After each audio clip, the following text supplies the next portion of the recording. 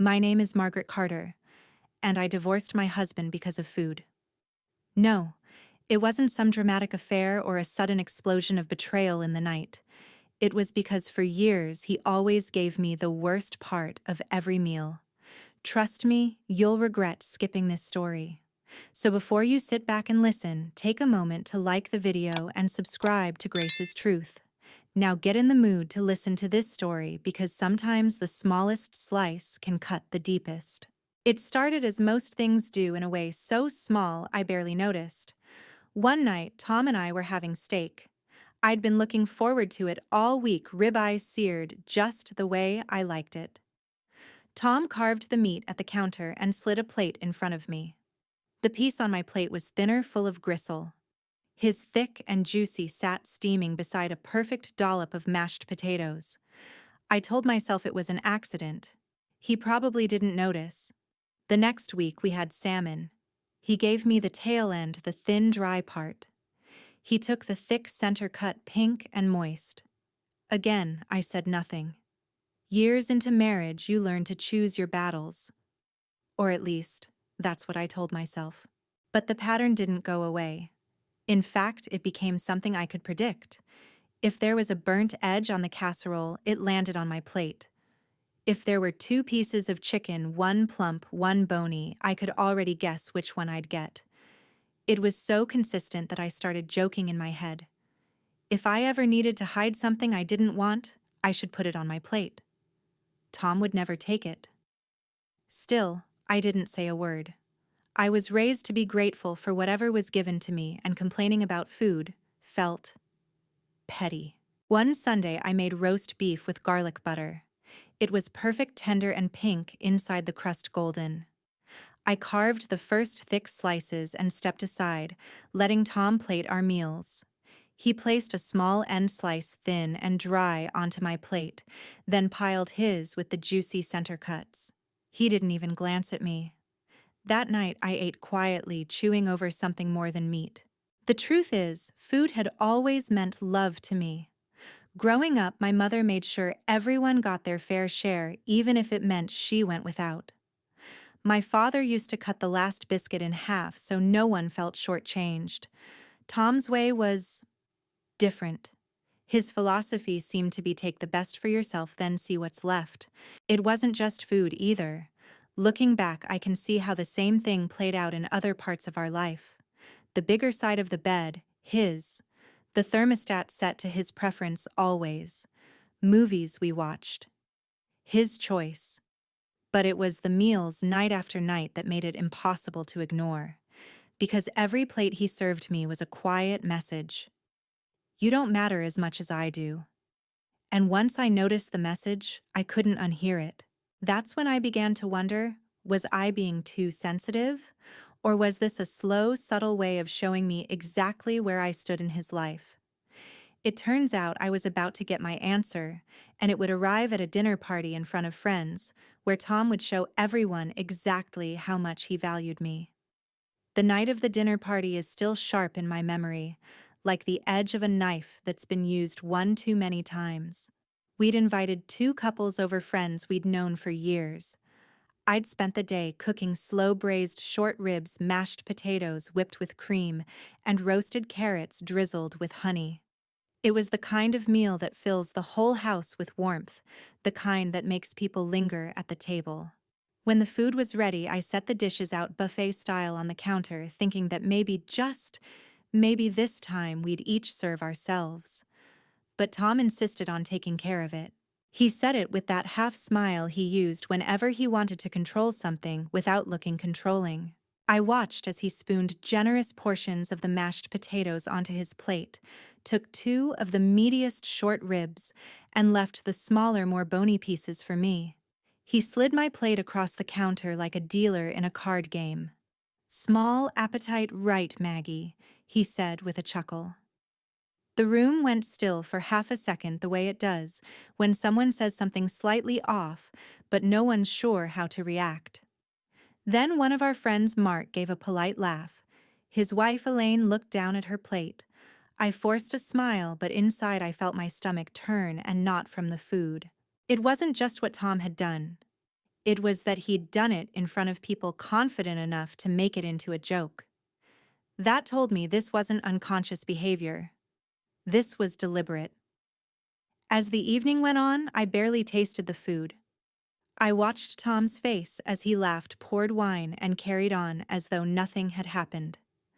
I could hear him in my head saying later, "You're making a big deal out of nothing." After everyone left, I started clearing the plates. Tom leaned against the counter, sipping his wine. "You didn't eat much," he said.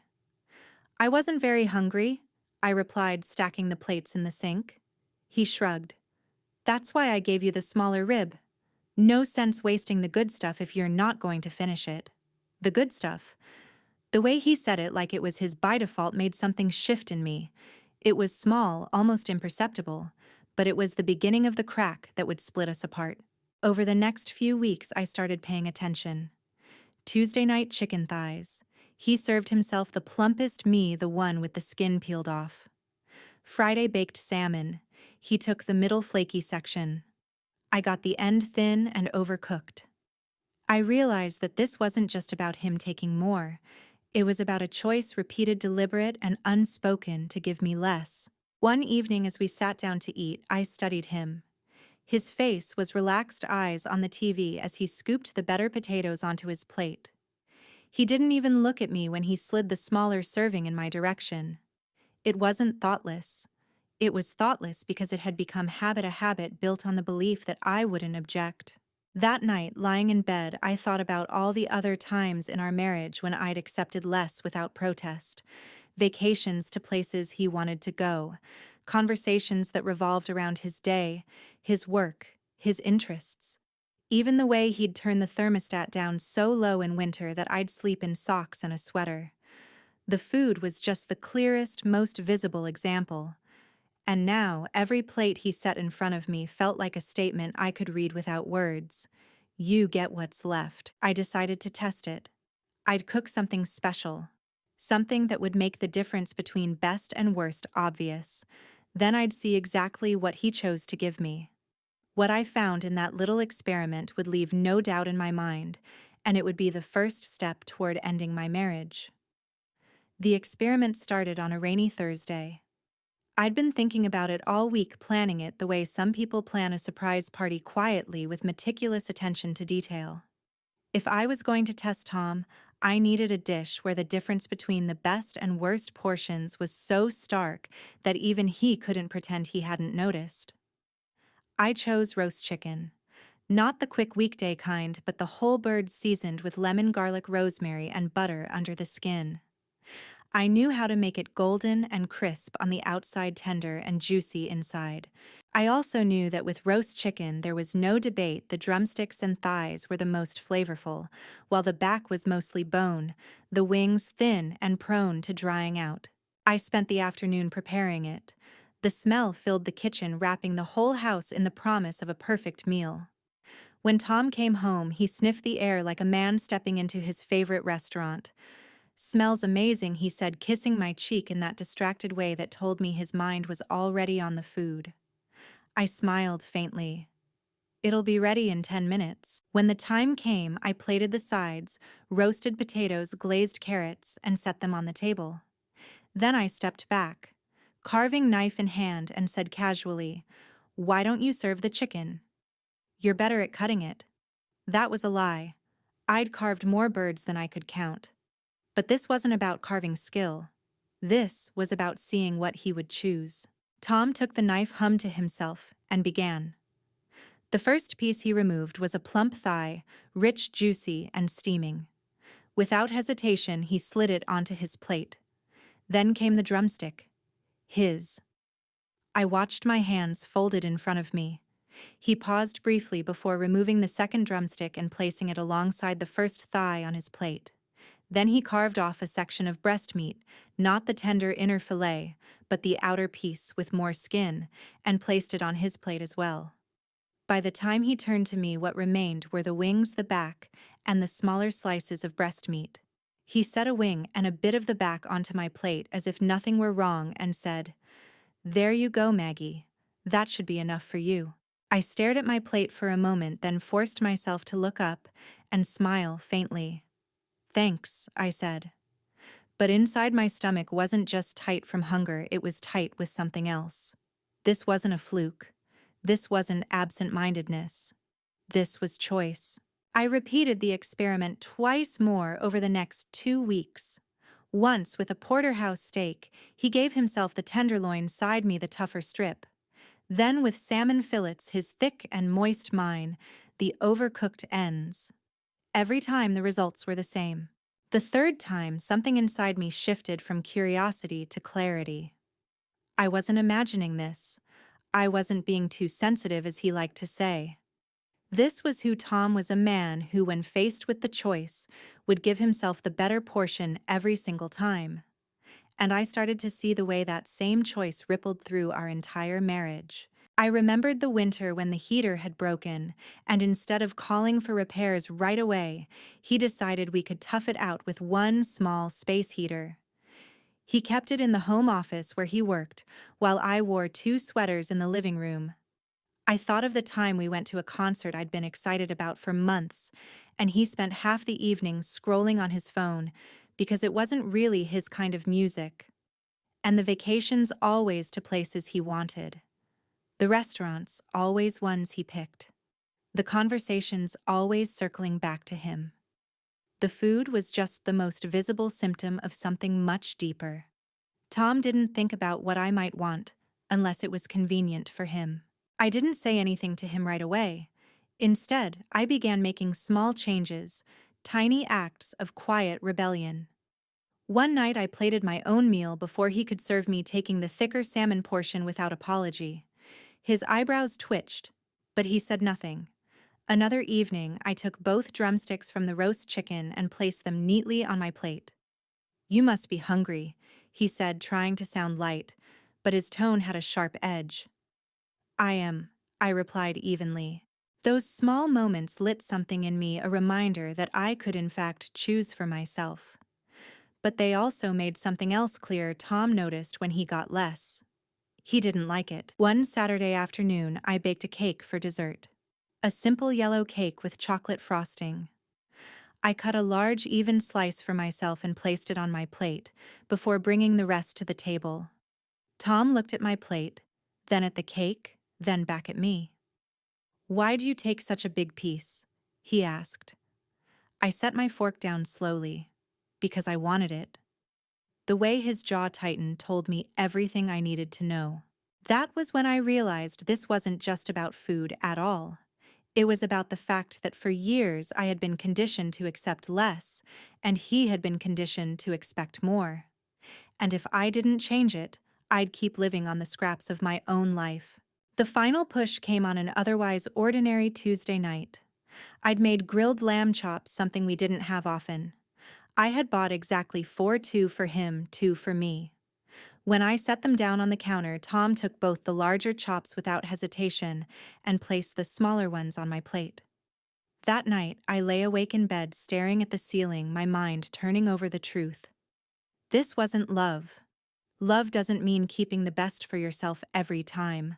Love shares. Love notices. Love offers. And I realized I hadn't felt truly loved in years. The next step wasn't going to be another quiet rebellion at the dinner table. It was going to be something much bigger and final. Because I wasn't just done with his portioning at dinner. I was done with the portion he'd given me in life.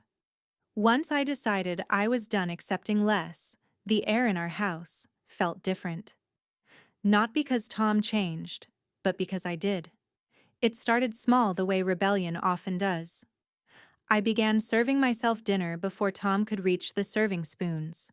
I claimed the best slice of lasagna, the thicker cut of steak, the middle section of the salmon. At first, Tom didn't say anything. He'd glance at my plate with a quick flicker of surprise, but his mouth stayed shut. I knew him well enough to recognize what that meant. He was clocking it, filing it away, waiting for the moment he could push back. That moment came sooner than I expected. One evening, I roasted a pork tenderloin, my own favorite. I cut 2 thick slices and placed them on my plate, adding roasted potatoes and carrots. Tom, standing at the counter, hesitated just long enough for me to feel it. "Those are the thickest slices," he said, finally trying for casual, but landing somewhere closer to annoyed. "Yes," I said simply, picking up my fork. "I like them." There was a pause, the kind that hangs heavy in the air like the moment before a storm breaks. But then he laughed short and without humor. "Guess I'll make do with the scraps then." Scraps. I almost told him that was my role for the past 15 years, but I didn't. Not yet. That night, as I lay in bed staring at the shadows on the ceiling, I realized something important: taking the better portion was not the end goal. The real point was that I was reclaiming my right to choose for myself. And Tom didn't like that. Because this was never just about food, it was about control. Over the next few weeks, I noticed subtle changes in his behavior. He started getting to the table first when dinner was ready, scooping his plate before I even reached the counter. He began making comments about my sudden appetite or how someone's feeling greedy these days. And when we ate out, he'd try to order for both of us the way he used to, but now I'd stop him, smiling politely as I told the waiter my own choice. It was a dance, and both of us knew the steps. The real turning point came at my sister Ellen's house. Ellen had invited us over for a family dinner, nothing fancy, just roasted chicken, mashed potatoes, and salad. When we sat down, she carved the chicken herself, placing 2 generous pieces of thigh meat on my plate before handing it to me. Tom noticed. Oh, he noticed. His eyes flicked from my plate to his, which had 1 thigh and 1 wing. "You're giving her both thighs," he said with a laugh that wasn't really a laugh. Ellen, bless her, didn't miss a beat. "Yes. She's my guest. Guests get the best." The silence that followed was thick enough to cut with a knife. Tom didn't say another word about it, but the tension in his shoulders told me this small act had bruised his ego. And in that moment, I felt a quiet surge of something I hadn't felt in a long time: vindication. On the drive home, Tom finally broke. "You seemed awfully pleased with yourself back there," he said, his tone sharp. I said evenly. He glanced at me, frowning. "Over 2 pieces of chicken." "It's not about the chicken, Tom," I said, turning to look out the window. "It's about respect. It's about being considered." He let out a dry laugh. "You're really going to make a federal case out of food?" I didn't answer. Not because I didn't have one, but because the case had already been made in 1,000 dinners over 15 years. That night, lying in bed, I realized I didn't just want better portions of food. I wanted a better portion of life. I wanted a husband who noticed when I went without and who cared enough to offer me more. Tom was not that man, and deep down, I knew he never would be.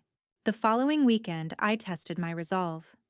We went out to our favorite Italian restaurant, the kind with white tablecloths and fresh pasta.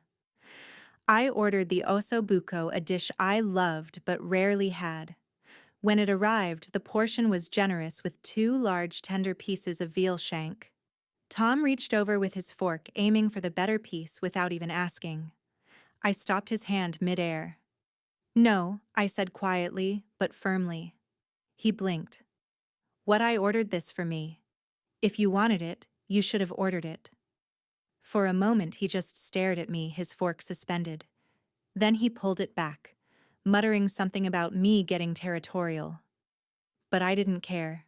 Because for the first time in a long time, I felt something I hadn't felt at a dinner table in years: power. That night, as we drove home, I thought about how many women I knew who had similar stories. How many had been trained subtly, quietly to accept less. Not just at the dinner table, but in their marriages, in their careers, in their friendships. And how many of them, like me, had convinced themselves it wasn't worth making a fuss over. But here's the thing: it's never just about the chicken, or the steak, or the slice of cake. It's about the unspoken belief underneath the belief that you don't deserve the best. The next step for me was clear, even if it scared me. I was done living with a man who gave himself the best without thinking twice, while I swallowed the worst with a smile. I didn't just want equal portions, I wanted equality, and if I couldn't get it at my own dinner table, I would find it somewhere else. When I made the decision to leave, it didn't happen in a single lightning bolt moment. It was quieter than that, more deliberate, like a slow simmer that eventually boils over. I'd been collecting proof for years without realizing it. Not proof for a courtroom, but proof for my own heart. Every meal where Tom took the better portion, every holiday where my wishes came second, every small decision where I didn't matter unless it suited him. And now I had enough to convict him in the only place that mattered, my own mind. The first thing I did was start protecting my finances. I'd always let Tom manage the bills. It wasn't that I didn't know how, I just didn't bother. He liked control, and I liked not having to fight about it. But I knew that if I was going to walk away, I couldn't leave empty-handed. So I opened my own account. Quietly. Without telling him. I began siphoning a portion of my paycheck into it every month. Not enough for him to notice right away, but enough to build a cushion. That money wasn't just currency. It was oxygen. The second thing I did was start imagining my life without him. At first, it was almost impossible. 15 years is a long time to picture unwinding. But I'd sit at the pottery wheel in my small studio and imagine dinners alone where I'd cook exactly what I liked, take the best portion without guilt, and eat it slowly without anyone hovering. I imagined weekends without compromise. No more Tom's Choice restaurants. No more vacations that revolved around his golf schedule. No more pretending to be satisfied with scraps in food or in life. And the more I pictured it, the more I realized I wasn't afraid. Of course, Tom noticed something was changing. He didn't know the full scope yet, but he could feel it like a shift in the weather before a storm. One Friday night, I made a simple dinner, pan-seared salmon asparagus and a lemon risotto. Tom came into the kitchen just as I was plating. "You're plating already?" he asked. "Yes," I said.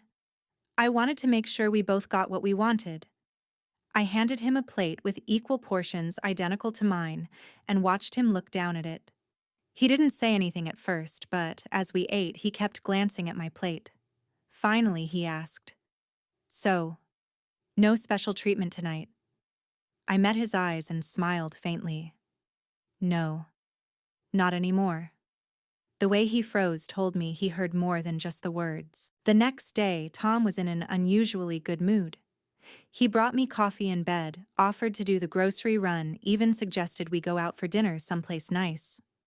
This was his pattern, sensing distance and trying to reel me back in with small bursts of charm. But I'd lived through this cycle enough times to know it never lasted. The moment I relaxed, he'd slip back into the old habits. I went along with the dinner suggestion, curious to see if anything had really changed. We ended up at a steakhouse, the kind where the cuts are displayed like jewels behind glass. Tom ordered a ribeye. I ordered the filet mignon. When the food came, the plates were set in front of us exactly as we ordered. But before I could even cut my first bite, Tom leaned over with his fork. "That looks amazing," he said, spearing the thickest piece of my filet before I could react. I stared at him, my jaw tightening. "Tom." "What, I just wanted to taste it," he said, popping it into his mouth. I set my knife down. "And did you consider asking first?" He blinked as if the thought had never occurred to him. "It's just one bite." I shook my head slowly. "It's never just one bite." The words landed like a stone between us. He didn't answer, just went back to his ribeye with an expression that was part irritation, part confusion, as if he couldn't understand why I was making an issue out of what he saw as nothing. That night, I knew with absolute clarity I was done trying to teach a man how to share. I'd already done the hardest part, realizing I deserved more. Now I just needed to act on it. Leaving wasn't going to be a dramatic midnight escape. It would be orderly, calm, controlled. Because I didn't need chaos to prove my point. My absence would speak louder than any screaming match ever could. I began sorting through my belongings quietly. A box here, a bag there. I took personal papers to my sister Ellen's house under the pretense of clearing clutter. I made lists what I'd take, what I'd leave, what I'd replace later. And all the while, I kept serving myself dinner without apology. I didn't avoid taking the best anymore. I claimed it visibly and without explanation. One evening, a week before I planned to leave, Tom finally confronted me. We were having roast chicken again. I had both drumsticks on my plate. "You've changed," he said suddenly, setting down his fork. I looked up, keeping my voice even. "Yes, you're different at dinner. Always taking the best parts now." I held his gaze. "No, Tom. I'm just not letting you take them from me anymore." The silence that followed was long and brittle. In that moment, I realized something important. Tom didn't see what he'd been doing all these years as selfish. In his mind, it was normal, expected, even justified. And that more than anything was why I had to leave. Because you can't change someone who doesn't think they need changing. A week later, I'd be gone. My suitcase packed, my bank account safe, my mind made up. But for now, I sat there at the table eating the juiciest drumstick I'd had in years, savoring every bite. Not because of the taste, but because it was mine. The morning I left was unremarkable to anyone but me. Tom was still asleep when I slipped out of bed. His breathing was heavy, his mouth slightly open, the way he looked when the world couldn't touch him. For years, I'd let that be my excuse for not waking him to talk about what bothered me. I'd tell myself, let him rest. Don't start a fight in the morning. But now I understood it wasn't about his rest. It was about my silence. And I was done being silent. The suitcase I'd been filling in slow, careful increments sat by the front door. Inside were only the essentials: clothes, toiletries, my grandmother's necklace, the ceramic mug I'd made the year I first started teaching pottery. The rest could be replaced. I brewed coffee one last time in that kitchen, the familiar gurgle of the machine filling the air. I poured it into a travel mug, not a cup. I didn't intend to linger. Before leaving, I set an envelope on the counter. No long letter, no poetic parting words, just a plain note that read, "Tom, I'm done accepting less. You know why. Maggie." I didn't expect him to run after me, and he didn't. The sun was barely up when I drove away. The streets were quiet, the kind of stillness that makes you think the world is giving you a clean slate. My hands shook on the steering wheel, but it wasn't fear, it was adrenaline. I wasn't escaping. I was reclaiming. I drove straight to Ellen's. She opened the door before I could even knock twice, pulling me into a hug. "You did it," she whispered into my hair. "Yes," I said, my voice breaking. I did. For the first few days, I felt strangely light. Meals at Ellen's were warm and easy. We ate together without competition. If there was a best portion, she offered it without thinking twice. And I realized how starved I'd been, not for food, but for consideration. But I knew it was only a matter of time before Tom called. It happened on the fourth day. My phone buzzed with his name, and for a moment I almost didn't answer. But curiosity won. "Maggie," he said, his voice tight. "You've made your point. Come home." "My point?" I asked quietly. "Yes, the dinner stuff, whatever it was. If you want the better piece, fine. Take it. I don't care. Just stop this nonsense." I closed my eyes, leaning back against the couch. "Tom, this isn't about a piece of meat or a slice of cake." "Then what is it?" About his frustration crackled through the line. "It's about you never once thinking I might want the better part too. It's about you not seeing me, not valuing me enough to offer." "That's ridiculous." "No," I cut in, my voice steady. "What's ridiculous is spending 15 years with someone who treats you like an afterthought." There was a pause, then a sharp exhale. "So you're really going to throw away our marriage over food?" I almost laughed, not because it was funny, but because his words proved exactly what I'd known all along. He didn't get it. "I'm not throwing it away, Tom," I said softly. "I'm walking away from what was never really mine to begin with." He didn't answer. The line went quiet, and eventually he hung up. The days that followed were filled with small, unexpected freedoms. I cooked for myself exactly what I wanted in exactly the amount I wanted.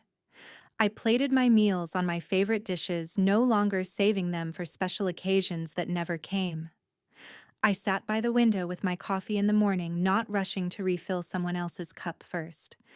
And little by little, I felt myself returning to a version of me I hadn't seen in years. 2 weeks later, Tom showed up at Ellen's. He didn't call first, just knocked on the door holding a paper bag that smelled faintly of takeout. "I brought dinner," he said when I opened the door. "Your favorite." I didn't invite him in immediately. "What is it, lamb shanks?" "The ones you love." He hesitated. "I made sure you got the bigger one." I looked at him for a long moment. There was a flicker of something in his eyes, regret maybe, or just the realization that he'd pushed me too far. But I also knew this gesture, while nice, didn't erase the years before it. One lamb shank wasn't going to rewrite 15 years of being overlooked. I stepped aside to let him in. We ate together at Ellen's table, the conversation polite but distant. He tried to tell me he'd been thinking about things that maybe he could do better. But every sentence sounded like a man trying to negotiate for the return of something he didn't know how to value. After dinner, as he stood by the door, he said, "I'll wait, however long it takes. You'll see I can change." I shook my head gently. "Tom, the problem isn't that you can't change. It's that you never thought you needed to until I was gone." His eyes tightened, but he didn't argue. He just nodded once and walked away. That night, I slept better than I had in years. Not because I had a guarantee of a perfect future, but because I'd finally stopped settling for less than I deserved. And in the quiet dark, I thought about something my grandmother once told me. "It's not the size of the slice that matters, Maggie. It's whether the person cutting it wants you to have the bigger one." Now I understood exactly what she meant. Ellen's guest room had started to feel like home.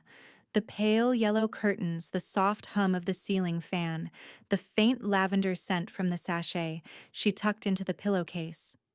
It was nothing like the cold, curated spaces Tom and I used to live in.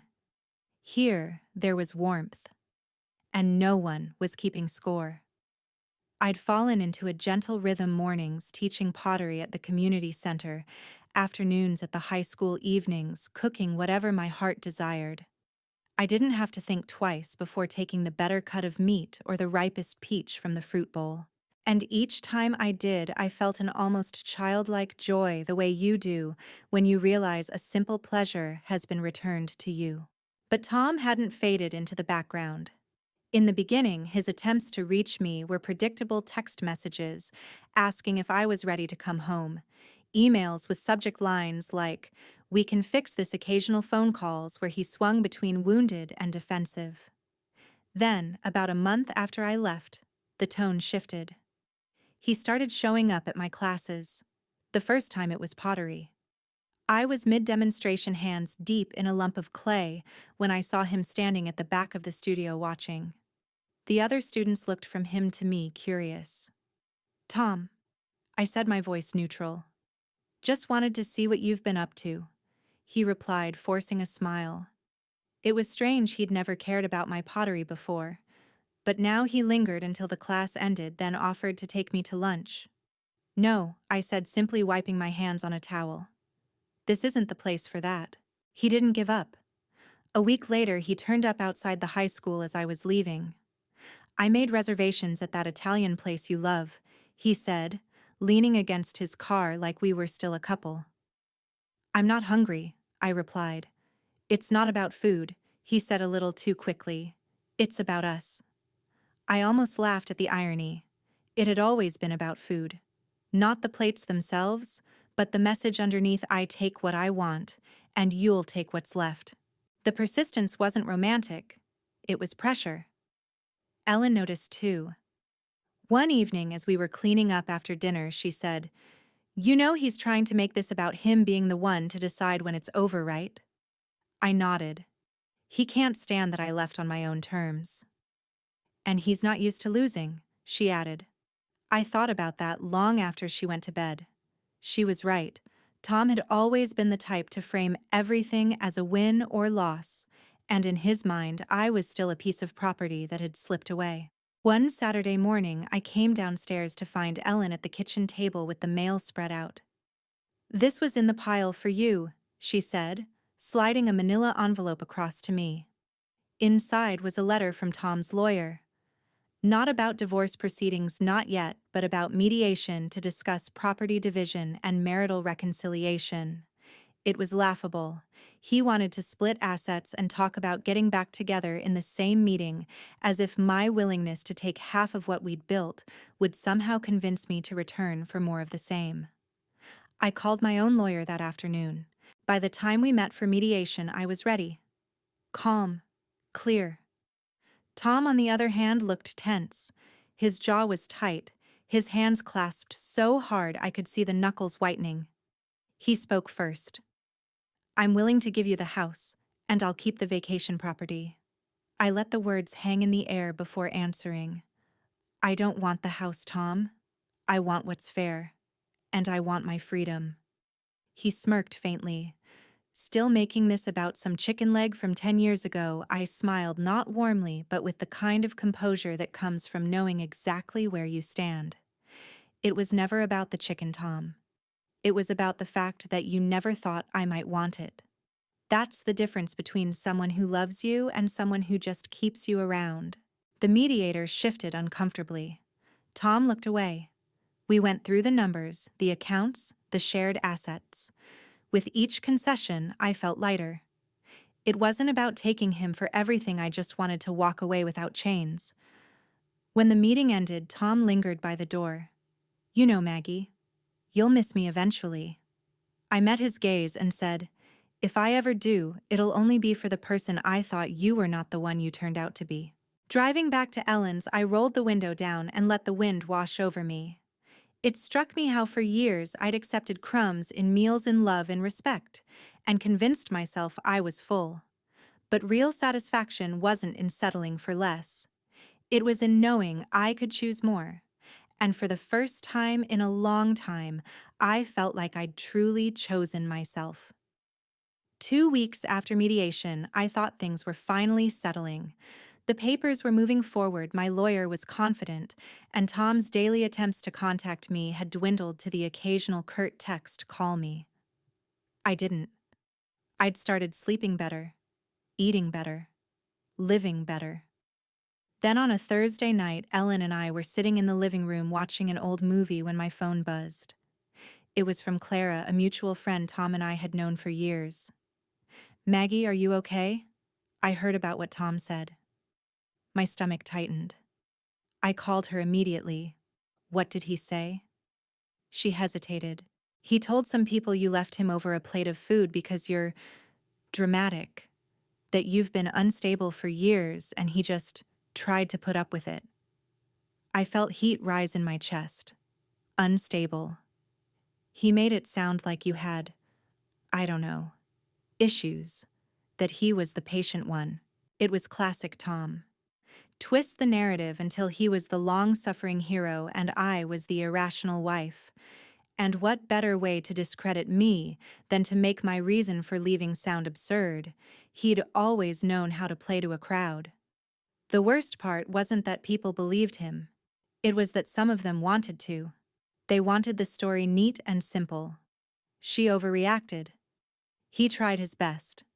It saved them from having to look closer at their own lives.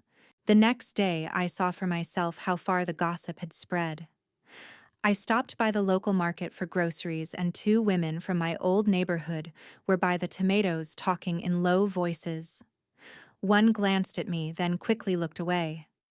I didn't need to hear their words. I could feel them.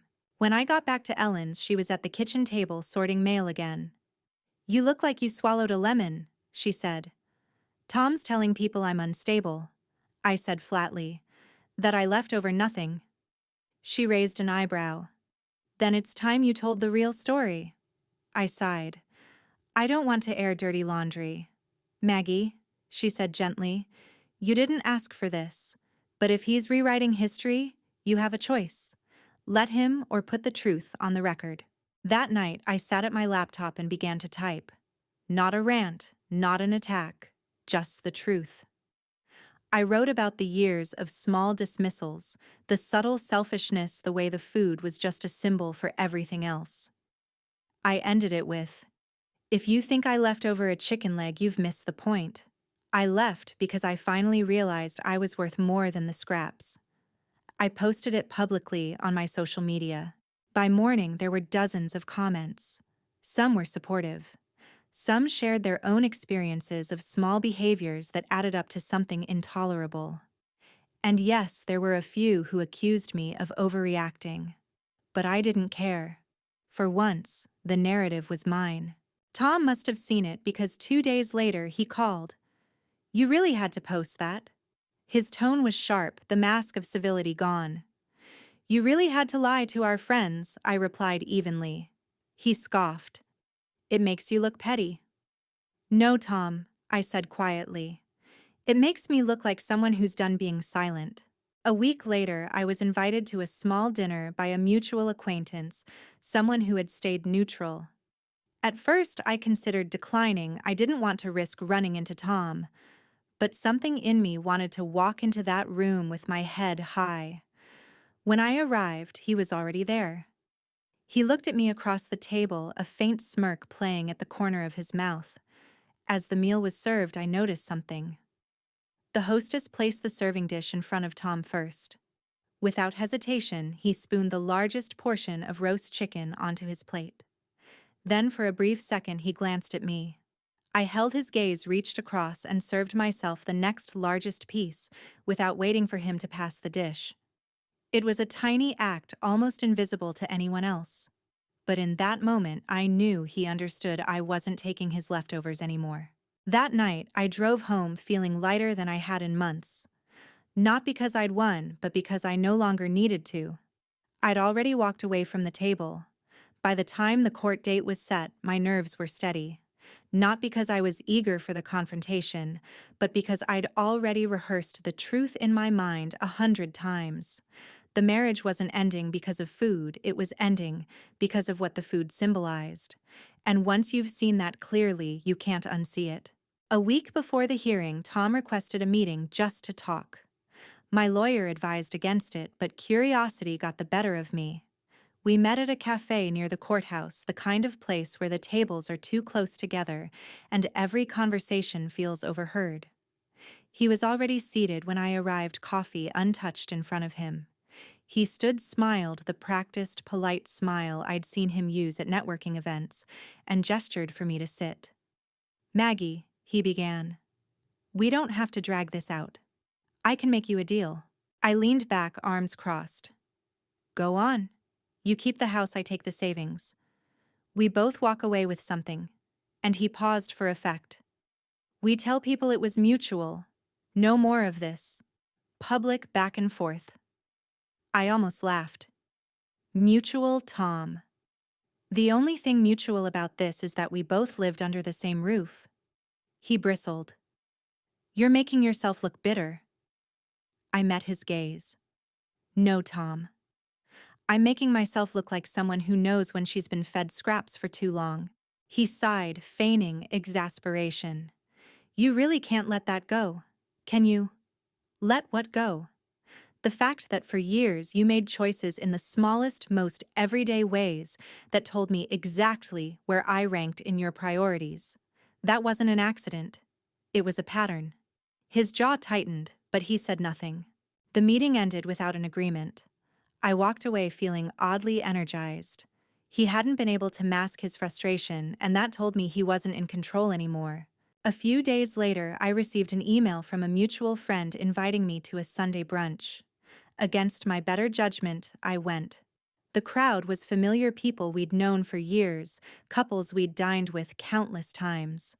At one point, I stepped into the kitchen to help the hostess plate the food. She handed me a serving dish, and I carried it into the dining room. Tom was there, of course, talking loudly enough for everyone to hear about his new plans and fresh start. When the plates began to be passed, I noticed something, a small but telling moment. The hostess placed the dish in front of Tom first. Without thinking, he began to serve himself the best portions. Then he stopped, looked at me, and for the briefest second, I saw it hesitation. It wasn't guilt. It was awareness. Awareness that I was watching and that the old dynamic between us had broken. I took the plate from his hand, served myself, and set it down for the next person without saying a word. The conversation around us continued, but in that tiny silence, something shifted. Not between us that was over, but within me. I didn't need him to acknowledge what he'd done. I didn't need an apology. I'd stopped waiting for one the moment I realized my worth wasn't tied to what he chose to give me. As the brunch went on, I noticed how different the food tasted. Not because it was better prepared, but because I'd chosen my portion without permission, without second-guessing whether I deserved it. Freedom, I realized, wasn't just legal separation. It was eating the better piece without guilt. It was living without asking someone else to measure what I was worth. A few days later, my lawyer called. Tom signed the settlement. Court date will just be a formality now. I sat there for a moment, phone still in my hand, letting the news settle over me like sunlight breaking through cloud. It was almost over. And for the first time in years, I didn't feel like I was leaving the table hungry. The morning of the court hearing, the world outside felt strangely still, as if it knew my life was about to change. I woke before the alarm, my body humming with a quiet, steady current of anticipation. Not nerves, not exactly. It was the kind of energy you feel when you've been carrying something heavy for so long, and you know you're about to set it down for good. I showered, dressed in deliberate layers of confidence, a deep navy dress that fell just below the knee, my mother's silver leaf earrings that caught the light with every turn of my head, and a soft wool coat. Nothing extravagant, nothing muted, just enough to remind myself I was worthy of being seen. Ellen insisted on driving me. She'd been my anchor through this storm, the voice that reminded me who I was, when I almost believed Tom's version instead. As we pulled out of the driveway, she glanced at me over the rim of her coffee cup. "You ready?" I smiled faintly. I've been ready since the first time I pushed the smallest piece of meat around my plate and realized he didn't care enough to notice. Ellen gave a knowing nod and kept her eyes on the road. She didn't need more explanation. The courthouse loomed ahead, a squat beige building with too many windows and not enough charm.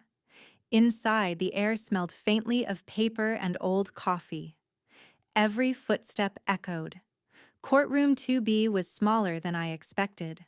The wood-paneled walls and worn gray carpet made it feel almost intimate, which somehow made the stakes feel sharper. Tom was already seated at his table when I walked in. He looked perfect. Perfectly pressed charcoal suit, perfectly combed hair, perfectly rehearsed expression of somber disappointment.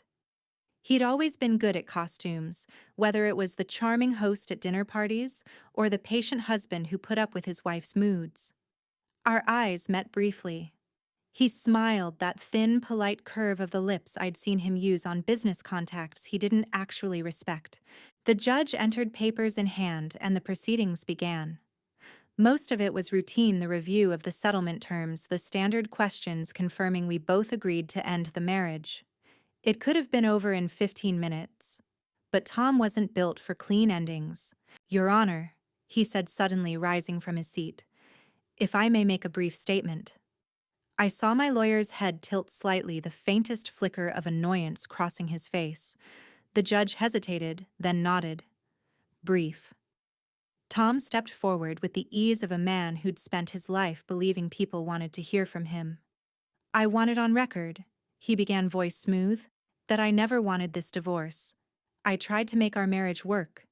I put up with, well, a lot. Maggie's moods, her sensitivities."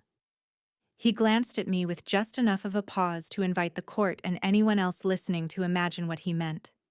"And yes," he continued with a half shrug that made him look almost humble, "I may have taken the better cut of meat now and then, the bigger slice of pie, but I thought that was understood that she didn't mind.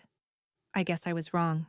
The words slid into the air like a poison that didn't need to shout to do its damage. It was a masterstroke of performance, just enough contrition to appear reasonable, just enough insinuation to make me look petty. For a moment, I felt the old familiar tug, the urge to let it go, to keep the peace, to avoid making a scene. But that was the woman I'd been with him, not the woman I was now. I stood slowly, feeling the weight of every eye in the room shift toward me. Your Honor, I began, keeping my voice calm. This marriage isn't ending because of chicken legs or slices of pie. It's ending because in all the years we were together, he never once considered that I might want the better piece. That I might deserve it. I let the silence stretch for a beat, letting the truth land without raising my voice. That's not something you fix by giving someone a bigger portion at dinner. That's something you fix by caring. I sat down, my hands steady on the table. The judge didn't comment, simply made a few final notes before signing the decree. The sound of the pen scratching against paper was quieter than I expected for something that was severing a 20-year marriage. When the gavel came down, it was over. Legally, at least. As I gathered my papers, Tom leaned slightly toward me. His voice was low enough for only me to hear. You'll remember the good times someday. I met his gaze, a faint smile curling at my lips, but not the smile he was hoping for. Tom, I said softly, someday I'll be so busy enjoying my life I won't need to. He straightened, his jaw tightening, but said nothing. Outside, the world looked different, though nothing had changed. The same pale winter sun, the same parking lot, the same faint breeze. But I felt lighter, as though something invisible had finally been unhooked from my shoulders. Ellen was waiting at the bottom of the courthouse steps, two steaming paper cups of coffee in hand. Well, she asked. It's done, I said. My voice was steady. My hands didn't shake. We didn't rush to the car. We stood there for a moment, sipping coffee, watching people stream in and out of the building, people with their own endings and beginnings tucked under their arms in manila folders. I thought about the years I'd sat at our dinner table, quietly watching Tom take the best for himself.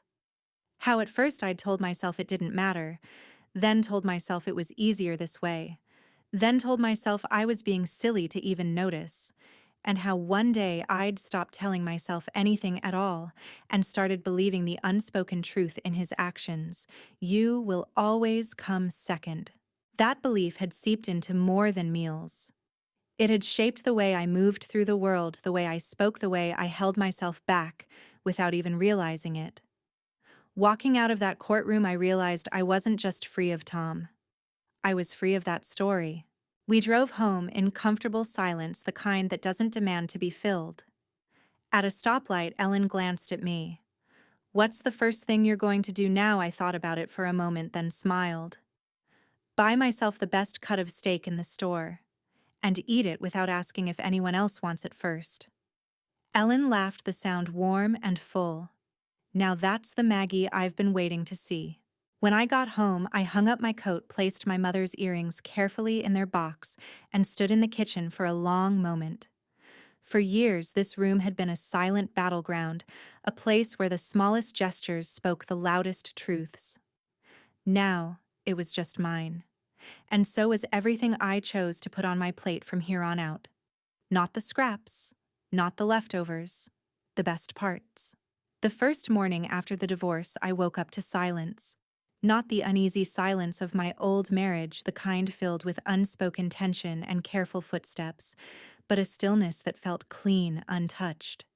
For a moment, I lay there staring at the pale winter light creeping across my ceiling. No sound of Tom clinking dishes in the kitchen, no faint hum of his morning news program bleeding under the bedroom door. Just quiet. And then the weight of it hit me. I was alone. Really alone. People always talk about the freedom that comes after leaving a bad marriage. And yes, it was there.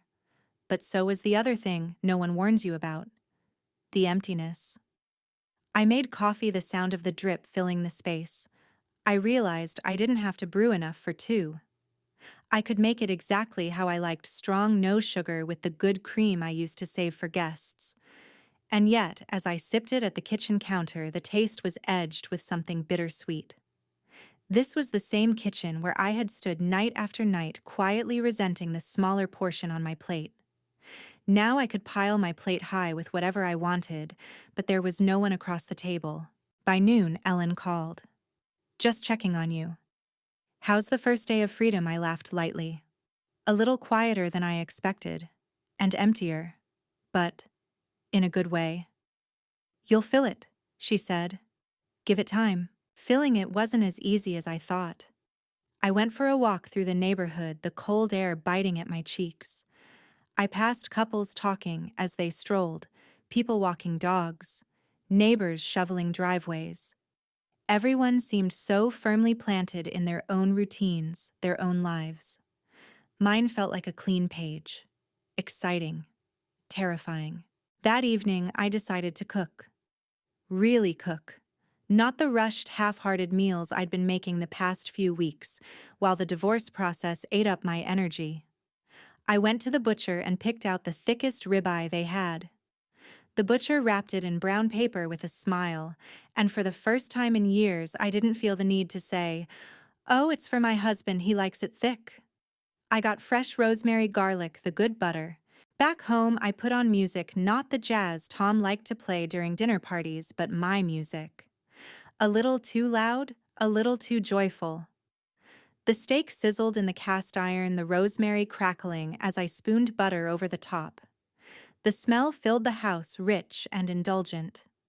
When it was done, I plated it with roasted vegetables and a glass of red wine. I sat at the table in the seat I'd always preferred, but rarely claimed. The steak was perfect, tender, juicy, with a crust that shattered under my knife. And as I took the first bite, I realized something. It wasn't just about the food. This was about giving myself the best of what I had. Without hesitation. Without guilt. Halfway through the meal, I laughed, really laughed at how something so simple could feel so radical. For years, I'd convinced myself it was noble to take less to let someone else have more. But all it had done was teach the other person that I was fine with being given less. Now every bite felt like an act of reclamation. Over the next few weeks, I began rebuilding in quiet, deliberate ways. I bought a new set of plates, heavy white porcelain that felt solid in my hands.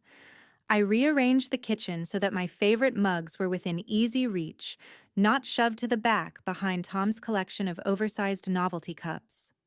I even moved the dining table so it faced the window, giving me a view of the garden instead of the blank wall Tom always preferred. But with each change came small waves of memory. I'd pull a skillet from the cupboard and remember the time Tom told me I was overcooking the chicken, even though he'd taken the biggest piece without asking. I'd set the table and think about how for years I'd quietly adjusted my expectations downward so I wouldn't be disappointed. The memories didn't make me regret leaving. They made me see how deeply those small patterns had rooted themselves in me. One afternoon, I found a box of our old serving dishes in the back of the pantry. I pulled out a long, oval platter we used for roast dinners, the same one Tom always set closest to himself, so he could take the best cuts before passing it on. I held it for a moment, feeling the weight of it in my hands. Then I set it on the counter, took a photo, and posted it online with the caption, "Free to a good home." By evening, it was gone, and with it, one more little piece of him. The turning point came a month later. I was invited to a small dinner party at a friend's house. Nothing fancy, just 6 of us around a long wooden table, candles flickering. The host brought out a platter of roast chicken, golden and fragrant. Old habits die hard. I automatically reached for the smallest piece, the one no one else would want. But then I stopped. My hand hovered. I took the plumpest, juiciest thigh on the platter. And when I glanced up, no one was judging. No one was keeping score. The conversation carried on, the laughter flowed, and for the first time in years, I ate without apology.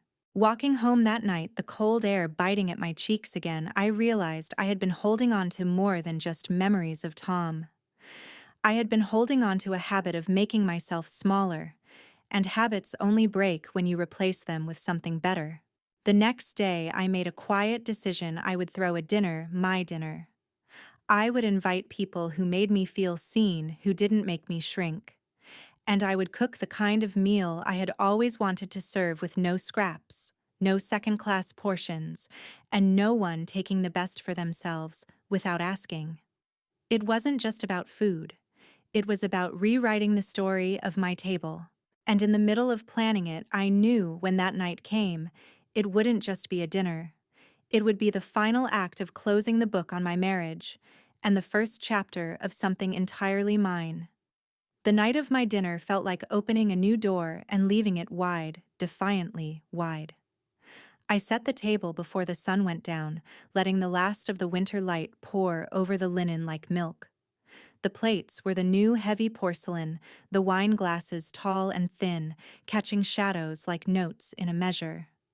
I folded the napkins into simple pleats. I never liked origami at dinner. Food should not compete with origami. The menu was deliberate, almost ceremonial, citrus rosemary roast chicken, a salad of shaved fennel pear and pecorino, lemony new potatoes crushed with olive oil, green beans blistered with garlic and toasted almonds, and for dessert, a pear tart whose edges darkened to the color of evening. Nothing fussy, everything generous. The rule was simple: serve the best first and keep serving it. Ellen arrived early with flowers, a wild bouquet that smelled like pepper and cut grass. She tucked it into a wide jar and stepped back, satisfied.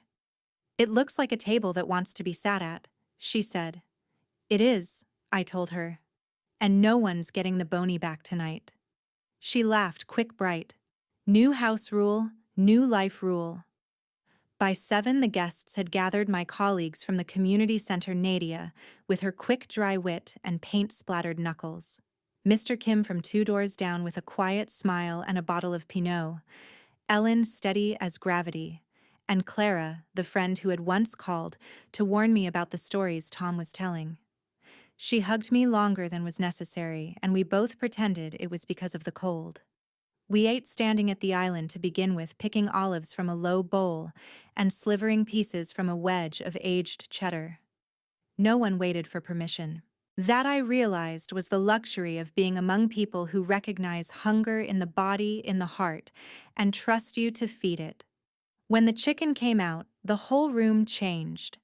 The oven sighed. Heat rose like breath.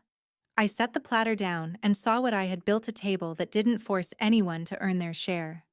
"Everyone serve yourselves," I said, stepping back and cradling the carving fork in my palm like a conductor's baton. "Take what you want. No apologies." Nadia went first, lifting a thigh with a little flourish. "Don't mind if I do," she said. Mr. Kim took a drumstick and a wing, then looked to me, almost sheepish. "Take the other drumstick," I told him. "There are more birds on the counter."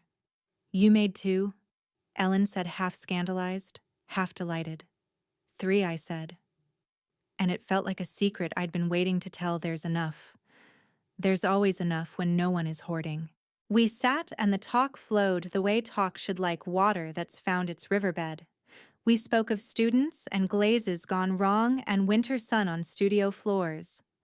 Someone made a joke about the way fennel tastes like anise, an apology, and we all laughed too loudly. It was nothing like the dinners I used to host, where laughter had to pass through Tom's approval to be allowed at the table. Halfway through the second bottle of wine, my phone buzzed against the sideboard, a small insect of interruption. I ignored it.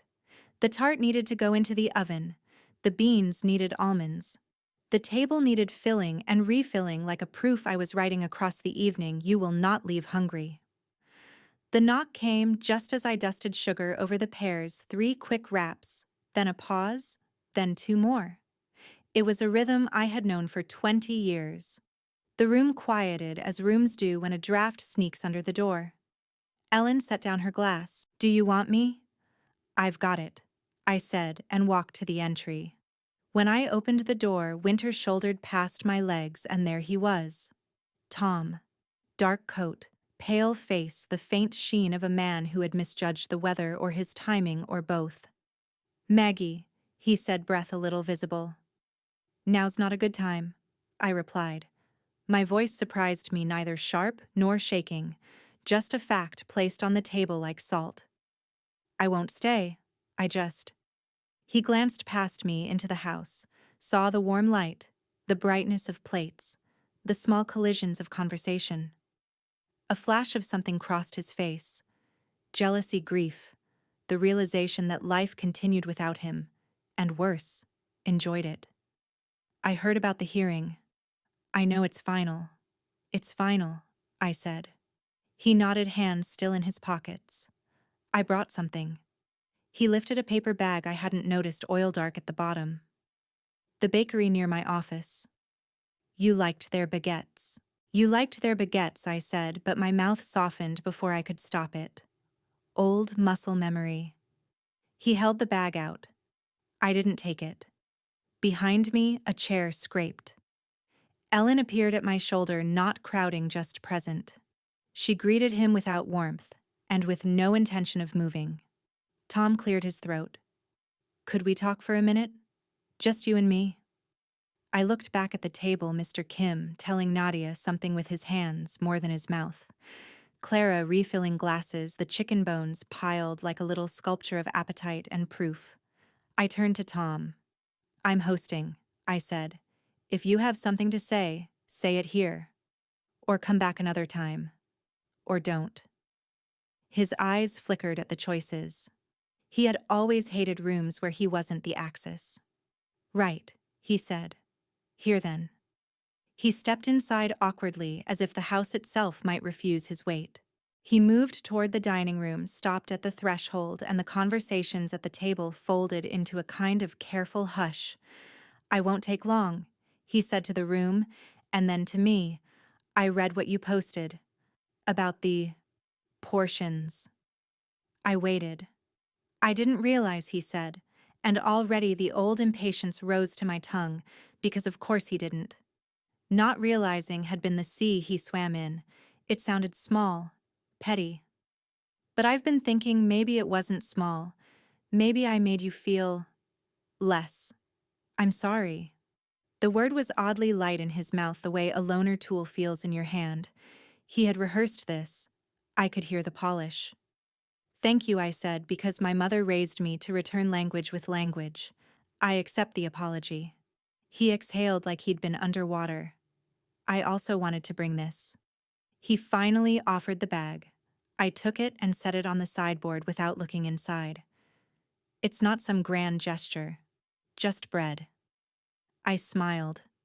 Bread is never small. He nodded, hopeful. Maybe we could... No, I said gently. The table waited for a verdict. I delivered it calmly. No we. Not now, not later. We finished our marriage legally last week. Tonight I'm finishing it emotionally, with people who know how to pass a platter without choosing the best for themselves first. A flush rose in his face, anger or embarrassment or both. You're going to keep punishing me for that, for food. Tom, I said not unkindly, this is not punishment. This is the end of consequence. The part where it no longer touches you. You may go. For a second he looked the way he had the first time I'd taken both drumsticks, confused that a rule he never admitted existed could suddenly stop governing the room. He glanced at my guests, at Ellen, unmoved, at the bouquet on the table, at the platter where nothing but clean bones remained. I hope you're happy, he said finally, which is a curse disguised as blessing. I am, I said, which is both answer and armor. He left quietly. The door closed with an ordinary click. The house inhaled. I stood there for a moment with my hand on the knob, feeling the cool brass under my fingers. Ellen squeezed my shoulder once and went back to the table. No one peppered me with questions. The greatest kindness a room can offer is to continue. I carried the bag to the kitchen and peeked inside a still warm baguette, its crust blistered and beautiful. I set it on the cutting board, took the serrated knife, and cut it into thick pieces that valorized the crumb. I buttered the ends I used to give away without tasting, then walked back to the table with the basket. Intermission snack, I said lightly, sliding the bread into the center. Nadia took a piece and closed her eyes at the first bite. "This is indecent," she declared. I took the heel slathered with butter and bit in. It crackled, then yielded, and every small lesson of the last year bloomed at once. How something simple can be a ceremony, how a table can be a boundary, how an apology can be accepted without reopening the door it knocks on. We ate the pear tart warm. The sugar along the edges had gone from golden to dark amber caramel clinging to the fork like an encore. Mr. Kim asked for seconds with the wonder of a child, and I gave them gladly because there was more. There would be more. I had built the night around plenty. After dessert, we sat in the soft wreckage of plates and conversation. Someone put on a record. Someone else stacked dishes. The kitchen became that happy chaos you only get when no one is pretending. I washed while Ellen dried our old choreography. She bumped my shoulder with hers. "You handled that," she said simply. "I didn't let the bread go to waste," I said, and we both laughed at the small theology in it. When the house was quiet again, I returned to the table alone. The linen had wrinkled where elbows had rested. The candle stubs swam in small pools of cooled wax. I ran my palm lightly over the wood and felt something I hadn't felt since girlhood: satisfaction without caution. I packed the leftovers with care meat slid from bone potatoes tucked into glass, leaving a small portion for myself in a shallow bowl. I covered it and labeled it with tomorrow's date. A tiny, tender idea that I would feed myself again and again and again without asking permission or pardon. Before turning out the lights, I poured a splash of wine and stood by the window. Outside, the neighborhood was dark and ordinary. Inside, the air still carried rosemary and sugar, and a little laughter, the way fabric holds a scent from a room you loved. I lifted the glass toward my reflection in the pane. "To the best parts," I said softly. The reflection lifted hers back. The woman who serves and is served, who accepts an apology and not an invitation, who can open a door and also close it. Tomorrow, I would wash the linen and return the plates to their cupboard. I would take a container of chicken to Mr. Kim and send a slice of tart to Nadia wrapped in parchment. I would text Clara a thank you and tuck Ellen's bouquet into 2 smaller jars, the better to scatter the scent.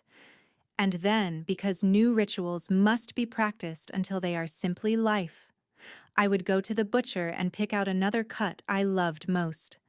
Not out of hunger, out of habit. Out of the promise I had made to myself at the table I set with my own hands. From now on, I choose the best, and I share it with people who want that for me too. 2 weeks passed after the dinner. The house felt different, not just quieter, but tuned. Like someone had finally fixed the strings on an old instrument, and now every step, every breath had a clearer tone. I woke earlier these days. Sometimes I brewed coffee just to watch the steam curl in the slant of morning light. Sometimes to take my breakfast out to the porch. I didn't rush to wash the plate, didn't serve myself the end slice out of habit. I gave myself the best piece, the middle of the loaf, the center of the melon. It felt small, but not petty. It felt like muscle building. One morning, as I sliced into a warm bouilli I'd bought from the Saturday market, my phone rang. I didn't recognize the number, but something in me answered anyway. "Maggie Calloway," the voice asked, slightly uncertain. "It's just Maggie now," I said, smiling without quite meaning to. "Who's calling?" "This is Laura Finch. We went to high school together. I saw something online. About your divorce." Her voice trailed as if she'd stepped into a part of the conversation she wasn't sure she was allowed to occupy. I remembered her, shorter than me, bright eyes, the kind of girl who'd bring homemade cookies to study group. We hadn't spoken in decades. "I read what you wrote," she continued, "about the little things adding up. About how giving yourself the worst without even noticing becomes a kind of cage." I just wanted to say, it made me think about my own marriage. I've been living on chicken backs for 15 years, Maggie. I didn't even see it until I read your words. I pressed the phone tighter to my ear. Laura, I began, but she hurried on. I'm not saying I'm leaving him tomorrow, but I started taking the first pour of coffee in the morning. I sat in the sunny seat at the table, and it's strange. It feels like taking air back into my lungs. Her voice trembled a little, and I felt something shift in my chest, like the dinner had sent out a signal and it had been caught. Then you keep doing that, I told her. Even if it's just the sunny seat for now. You keep taking the best part when you can. When we hung up, I stood in my kitchen staring at the bread on the cutting board. For the first time, I realized this wasn't just about me anymore. My small rebellion had a pulse, and it was moving beyond my walls. That afternoon, I went to the market to pick up lemons and rosemary. The air was bright with the smell of cut herbs and roasted coffee. I had just turned toward the stall with the heirloom potatoes when I heard my name. Maggie. I turned to see Dennis Holt, an old acquaintance of Tom's, one of those men who always wore a golf shirt and a slightly condescending smile. He'd been at our house for dinner once or twice, the kind of guest who only complimented the wine. I heard you and Tom. He gestured vaguely. Shame, really. Not for me, I said evenly. He blinked like I'd stepped out of the script he'd written. I mean, he's been telling people you overreacted. About dinner. About food. He chuckled as if to soften the absurdity. I tilted my head. Overreacted. That's one way to call 20 years of someone teaching you you're worth the scraps. The chuckle faltered. He cleared his throat. Well, I guess everyone's got their side. Yes, I said. And mine's the one I'm finally telling. I left him there in the potato aisle, and it felt like stepping out of a shadow I hadn't realized I'd been dragging. Back home, I put the rosemary in a glass of water and set the lemons in a bowl where the sunlight could find them. Then I stood in the middle of the living room and looked around. The furniture was all mine now, technically, but the room still bore his weight. His leather chair, the heavy coffee table he'd chosen, because it made a statement, the framed sailboat print that had hung over the mantel since our second year of marriage. I hadn't realized until that moment how much of him still lived here, like residue you stop noticing until you run your fingers over it. I started with the sailboat.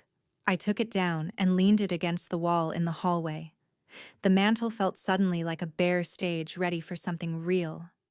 Then I rolled his leather chair to the garage, even though it scraped the floor and my shoulders ached. In its place, I set a small armchair I'd kept in the guest room. Soft fabric curved arms, the kind of seat that made you want to read for hours. The coffee table went next. I dragged it out onto the porch, replaced it with a lighter oak table I found in the attic one I'd bought years ago and never been allowed to use because it was too small to be practical.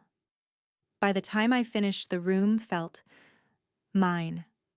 I made tea and sat in the armchair, the winter light falling across my lap, and for the first time in a long time, I realized I wasn't waiting for someone to come home and change it. That night, I ate dinner in that armchair, a plate of roasted salmon and green beans with slivers of almond. I served myself the thickest cut. I didn't leave the skin for someone else who wasn't there. When I was done, I set the plate aside and opened the window a crack. The cold air came in like clean paper. I thought about Laura, about Dennis, about the people who might still be telling Tom's version of our story. And I understood something. I wasn't here to erase his narrative. I was here to live mine so fully it didn't matter. The wind carried the faint scent of rosemary from the kitchen, and I made a small vow I would keep this house full of the smell of things cooking for people who fed me back, not just with food, but with attention, with kindness. I would not apologize for eating the best parts, nor for giving them freely to those who sat at my table. And if someone ever knocked on my door with the intention of taking more than they gave, I'd know exactly where to send them out into the cold air with nothing but the bread they brought. It was a Thursday evening when the knock came. I almost didn't answer. I was halfway through preparing dinner, the smell of roasted chicken and thyme drifting through the house. But the knock came again, slower this time, deliberate. When I opened the door, Tom was standing there. He looked smaller than I remembered. Not physically, he still had the same broad shoulders, the same stance, but there was a slackness around his eyes, a dullness in the way he held himself. "Maggie," he said, his voice careful. "Can we talk?" My first instinct was to say no, but something in me, maybe curiosity, stepped aside. 5 minutes, I told him. He stepped into the kitchen and looked around, his gaze catching on the rearranged furniture, the missing sailboat print, the lighter coffee table. He didn't comment, but I saw the flicker recognition that this was no longer his space. "I've been thinking," he began, settling into a chair at the table without being invited. "About us. About how things ended." I didn't answer. I spooned butter over the chicken, the skin crisping in the heat. "I think," he continued, "we both made mistakes. And maybe we could start over. Wipe the slate clean." I let out a quiet laugh. Wipe the slate clean. "Tom, the slate wasn't dirty. It was cracked.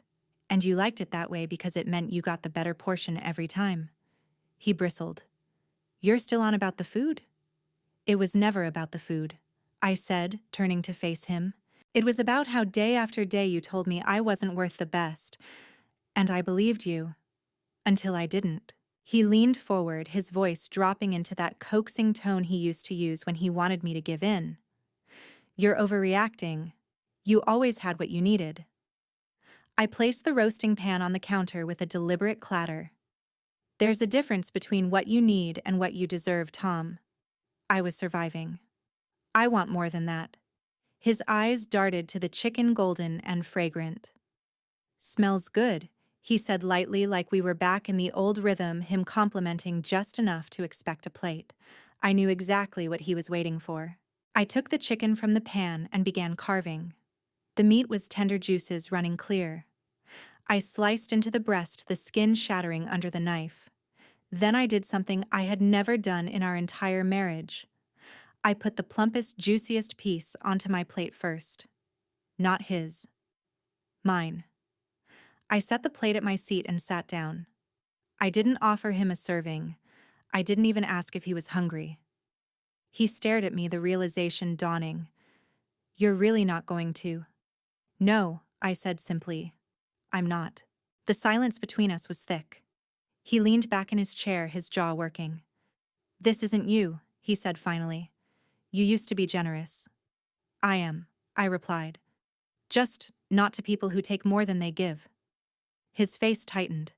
"So that's it. You've hardened." I looked at him. Really looked. The man who had once been my partner now sat like a stranger in my kitchen. "No, Tom. I've stopped starving myself to keep you full." He stood abruptly, the chair scraping against the floor. "I thought maybe we could fix things, but I can see you've changed." "I have," I said. "That was the point." For a moment his eyes softened, not with affection, but with the faint realization that he no longer had a seat at my table, literally or figuratively. He left without another word. When the door closed, I sat back down and took my first bite of the chicken. The skin crackled, the meat melted, and the flavor, lemon thyme butter, was rich and whole. I ate slowly, savoring every bite. The act felt almost ceremonial, a final severing of the last invisible thread between us. That night, I wrote in my journal, "Sometimes the smallest acts carry the loudest truth." Tonight, I ate the best piece, and it was mine because I chose it. That is all I need to know about where I am now. I closed the journal and washed the dishes. There was no rush. The house was warm, the air fragrant, and for the first time in years I didn't feel like something had been taken from me at the table. 3 months after that evening with Tom, I hosted my first dinner party in years. It wasn't grand, just 6 people around my reclaimed oak table: my sister Caroline, her husband Mark, my neighbor Denise, who had helped me move the heavy leather chair out of the living room, and Laura Finch, the high school friend who'd called me out of the blue. She brought her teenage daughter Emma, shy but curious-eyed. The table was set with care. Not in the way I used to, fussing over whether it would meet someone else's standards, but in a way that pleased me. Mismatched plates I loved, cloth napkins folded neatly, small glass jars of rosemary sprigs at each setting. The menu was simple, but thoughtful: roasted duck, with orange glaze, creamy mashed potatoes with chives, green beans tossed with toasted almonds, and a rustic pear tart cooling on the counter. In the center of the table, I'd placed a large platter with the duck sliced, so that each piece looked equally inviting. The idea was intentional. No one here would feel like they got the scraps. As everyone sat down, I noticed something. No one hovered awkwardly waiting to see who would serve first. No one angled subtly for the largest portion. We passed the plates clockwise, laughter weaving between bites. When the platter came to me, I didn't rush to give away the best cut. I took a piece that looked just right for me, not out of greed, but out of balance. At one point, Laura caught my eye. She smiled and mouthed, "Thank you." Later, after dessert, as the conversation dwindled into the comfortable hum of people who felt at ease, I realized the room had changed, not just in furniture or light, but in atmosphere. There was no undercurrent of quiet calculation, no subtle claiming of more than one's share. Only warmth, only exchange. It struck me that this, more than the divorce papers or the rearranged living room, was the proof I had built something new. After the guests left, I stood at the kitchen sink rinsing plates. My hands moved in warm water, my mind replaying snippets of the evening, Emma laughing at something Denise said, Caroline leaning back in her chair with a satisfied sigh, the way Laura had taken a piece of the tart without apologizing for enjoying it. I dried the last plate and poured myself a glass of wine. Then I sat at the table, the rosemary sprigs still faintly fragrant, and let the quiet settle around me. I thought about Tom. Not with longing or bitterness, but with a clarity I hadn't had before. I understood now that the smallest habits at the table can be the truest mirror of a relationship. When someone consistently gives you the least, the end pieces, the gristle, the part no one else wants, it's rarely about the food. It's about what they believe you're worth. I remembered the years of passing him the choicest cut, without thinking of making sure his plate was full before mine, of telling myself that was just love. But love, real love, doesn't ask you to empty yourself to keep someone else satisfied. It's not selfish to take a portion that nourishes you. It's not greedy to want balance. That night, I made a quiet promise to myself my table would always be a place where everyone, including me, got the best of what was offered. Reflection to the audience. I know some people might hear my story and think, you divorced your husband over food, but if you've lived it, you know it's never just about what's on the plate. It's about being told day after day in ways so small you almost miss them that you don't deserve the best. That your role is to be content with what's left over. And when you finally see it for what it is, you can't unsee it. If you're watching this and you've felt that quiet erosion, whether it's at the dinner table in conversation or in the way someone meets or doesn't meet your needs, I hope you hear me when I say you are worth more than the scraps. Sometimes the most powerful change you can make is to take the first piece, to pour yourself the first cup, to sit in the sunny seat. It won't fix everything overnight, but it will remind you and everyone around you that you matter. I finished my wine, blew out the candles, and left the rosemary on the table. In the morning, their scent would still be there, a reminder that this home, this life, was now set to my taste. And that, at my table, no one ever leaves hungry. If you've ever been made to feel like you should be grateful for the scraps in food, in love, or in attention, tell me your story in the comments. And if you believe everyone deserves the best seat and the best bite, subscribe for more stories like this.